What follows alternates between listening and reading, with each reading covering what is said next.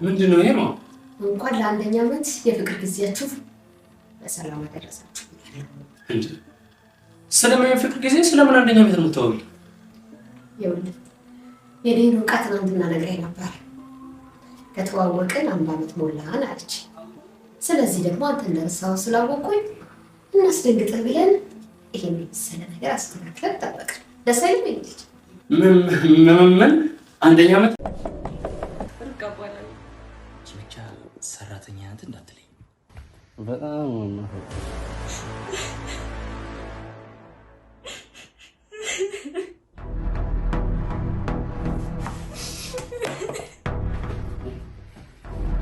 እኔ ተቸገርኩ ብያለሁ። ምንድነው ይሄ? ከቤት ስትወጪ ይሄን ሻርፕ አታድርጊ። እሺ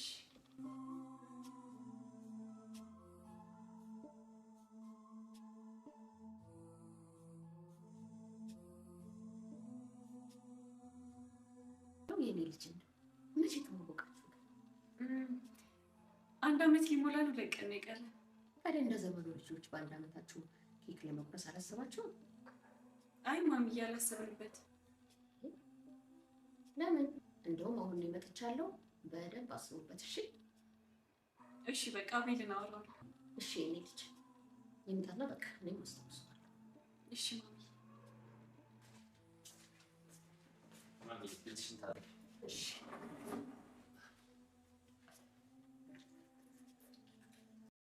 የአቤል እናት የርብቃንና የአቤልን 1ኛ ዓመት በማስመልከት ፕሮግራም አዘጋጅታ ድንገት አቤልን ሰርፕራይዝ አድርገውት እሱ በነገሩ ተደናግጦ ያለ ድንገት የቤታቸው በር ይንኳኳል። ሰላም ሰላም፣ ጤና ይስጥልኝ ወደ ቻናሌ ቤተሰቦች እንዴት ናችሁ? ዛሬ ርብቃ የተሰኘ አዲስ ድራማ ይዤላችሁ መጥቻለሁ። ርብቃ እንግዲህ ለፍቅር ስትል የቤት ሰራተኛ የሆነች ናት። እንግዲህ ታሪኳ እንዲህ ነው። ትምህርት ቤት እያሉ በጣም የምትወደው ልጅ ነበረ እና እንግዲህ ያ ልጅ ከሆነ ጊዜ በኋላ እሱ ግን በፍጹም እንደምትወደው አያውቃትም፣ ከነ መፈጠሯም አያውቃትም። እሷ ግን በጣም ትወደው ነበረ። በመጨረሻም እንግዲህ ይለያያሉ ከዛ ከቦታው። ነገር ግን እሷ ግን እሱን አሁንም መተው አልቻለችም። ስለዚህ እሱን ትከታተለው ስለነበረ በመጨረሻ ግን የገዛ ቤቱ ሰራተኛ ሆና ትቀጠራለች። ልጅቷ በጣም ሀብታም መኪና ቤት ያላት ሀብታም ልጅ ናት። ነገር ግን ሰራተኛ ሆና እሱ ቤት ተቀጥራ ትመጣለች እና እንግዲህ እሱ ግን በፍጹም ማንነቷን እንኳን ሊያውቃት አልቻለም። እና እንግዲህ ርብቃ እዛ ቤት ከገባች በኋላ ምግብ እንኳን እንዴት እንደሚቀርብ እንዴት እንደሚሰራ የማታውቅ ሰው ናት። እና ለመጀመሪያ ጊዜ ቤቱ ፈታ ደላላው ነው የላከኝ ሰራተኛ ትፈልጋለህ ብሎ ነው ትለዋለች።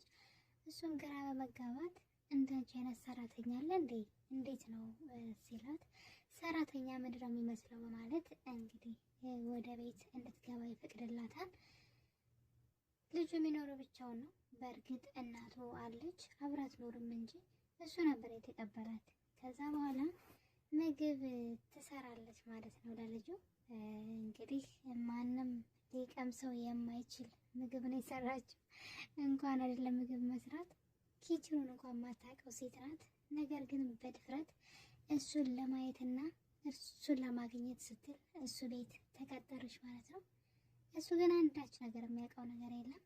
ቤቱ ከመጣች በኋላ ምግብ ሰርታ ማንም ሊበላው አልቻለም። ወይ ጨው ነው ወይ ደግሞ ያራል።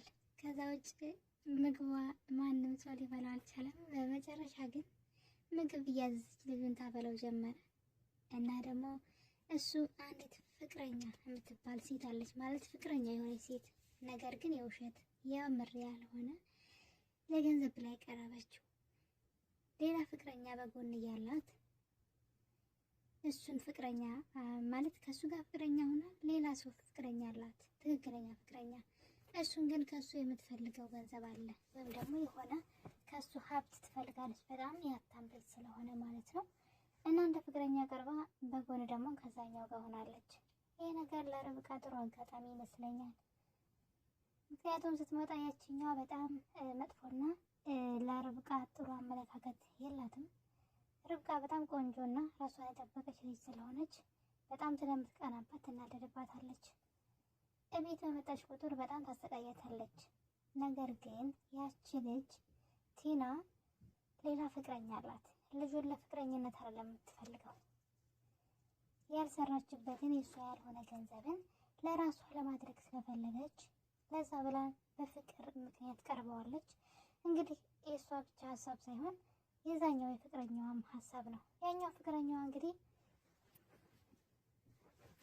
የአቤል ጓደኛ ነው። አቤል ማለት የርብቃ አሰሪዋ ማለት ነው። እና እንግዲህ ወደ ቤቱ ከገባች ቀን ጀምሮ ምግብ እየገዛች ታበላው ጀመረ። ምክንያቱም ደግሞ ምግብ መስራት ርብቃ አትችልም።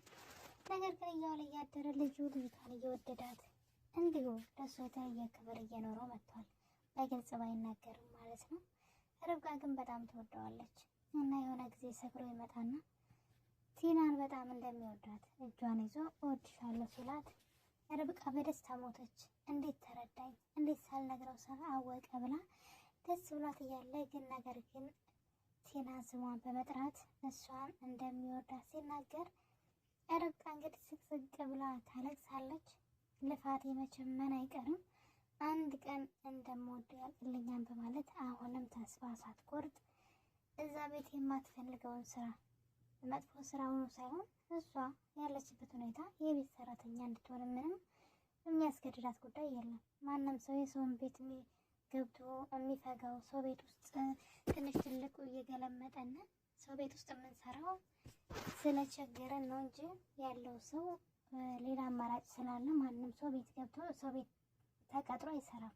ምንም ስራ ቢሆንም ስራው ግን ትንሽ ለየት ያለና ስራው ዝቅ ያለ ሆኖ ሳይሆን ሰዎች ዝቅ ስለሚያደርጉን ነው። ስለዚህ ቦታ ለእሷ አይመጥናትም።